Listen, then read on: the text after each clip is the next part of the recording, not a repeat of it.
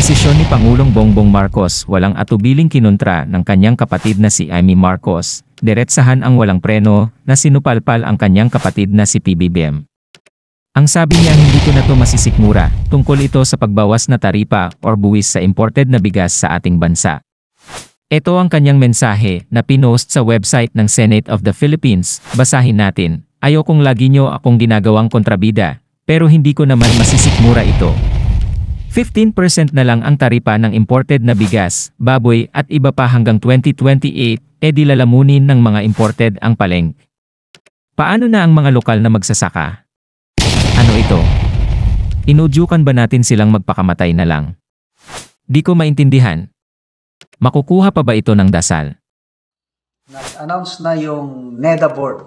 Ang chairman sa National Economic Development Authority ay ang presidente.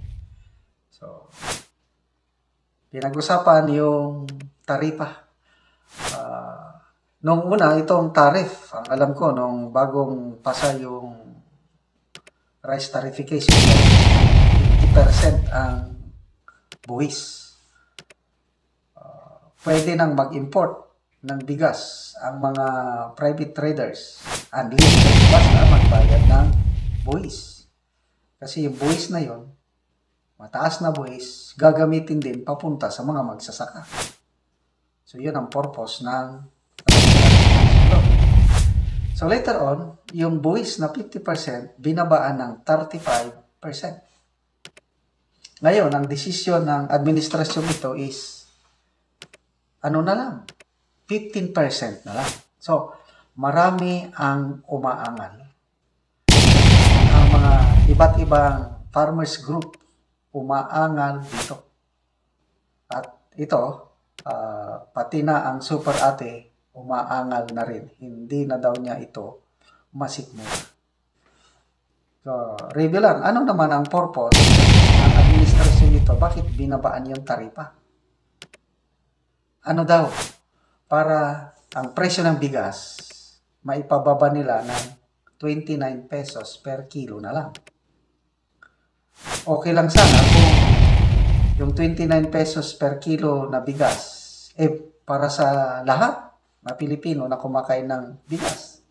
Ayan pala, yung 29 pesos per kilo na bigas, para lang sa mga poorest of the poor, yung mga beneficiaries ng 4-piece.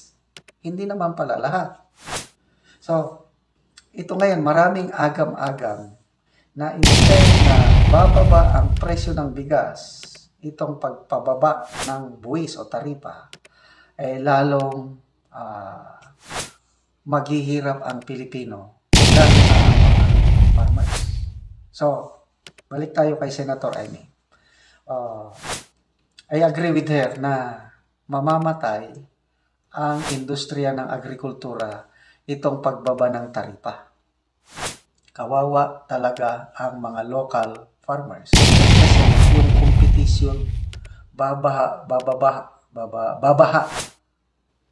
ang merkado ng mga imported food, baboy, isda,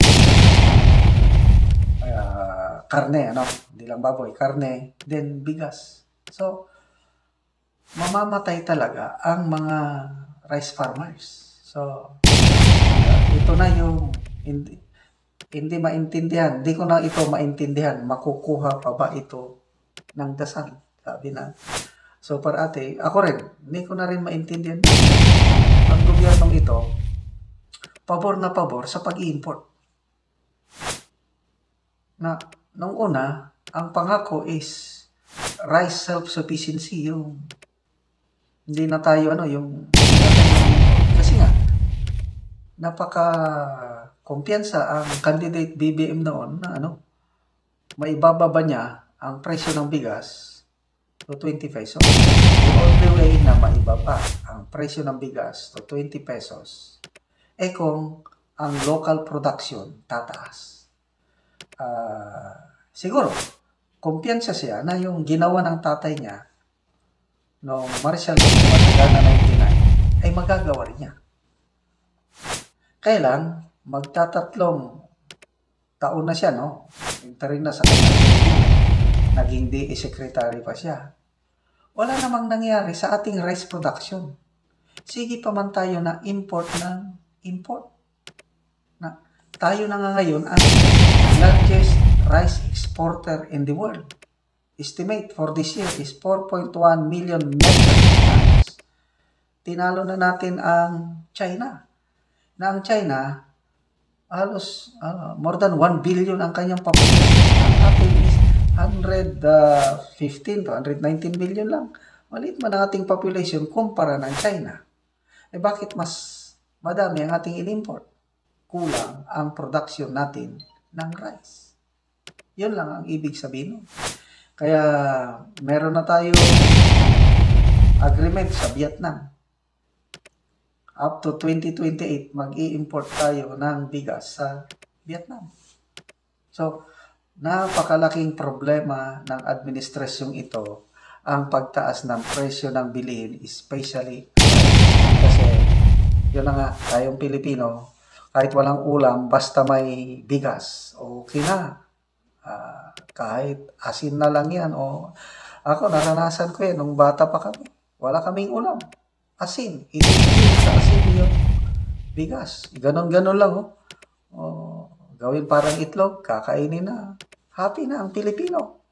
Ang mahal ng presyo ng bigas. Kaya, natataranta na po ang administrasyon ito kung ano-ano na lang ang iniisip para maibaba nila ang presyo ng bigas kasi naprapraning sila. Lalo na ngayon, lumalapit na ang eleksyon. Nako, pag wala silang magawa dyan sa inflation, yung hindi nila mapababa ang presyo ng bigas, most likely, umaangal na marami, lalo na itong nasa laylayan. Itong nasa yung class ABC, hindi pa masyado. Lalo na yung nasa Malacanang, nasa gobyerno. Yung sumisweldo ng kagaya ni attorney, Mr. Larry Gadon. Ang annual salary niya, umabot ng 4 million pesos. Wala siyang problema sa pagtaas ng presyo ng bigas. Sabi niya na haka-haka lang daw yung kahirapan. Maraming nakakakain ng Jollibee. Palagi ang Jollibee. Yes, correct. Punang Jollibee ka lang. Para lang sa mga tao na may pera. Ang mga minimum wage earners, ang mga magsasaka. Paminsan-minsan, maka-Jollibee, kailan wala, hirap na yun. So, balik tayo kay Senator Amy. Salamat sa Super Ate sa pagbatikos mo. Desisyon ng kapatid mo. Kailan, sana naman, dagdagan niya ng palagay ko, may maraming alam si Senator Amy na hindi pa niya sinasabi tungkol sa kanyang kapatid. Lalo na sa malaking issue sa pulburon. Kasi, sabi ni Marlica na lumuhod si Senator Amy kay PRRD noong na hiniling niya na wag isama si then BBM na sa narcolis. At yun, pumayag naman kaya ito, dapat magsalita rin Senator Amy tungkol sa bagay na ito. Hindi yung ganyan, nabitin, para bang ganyan-ganyan lang siya, para bang pumapanig siya sa tambay. Pero wala. Tahimik siya tungkol sa kanyang kapatid. So, sana, Senator Amy, sabihin niyo lang totoo, karapatan ng taong bayan na malaman ang katotohanan tungkol sa kalagayan ng kapatid. Yung issue tungkol sa droga.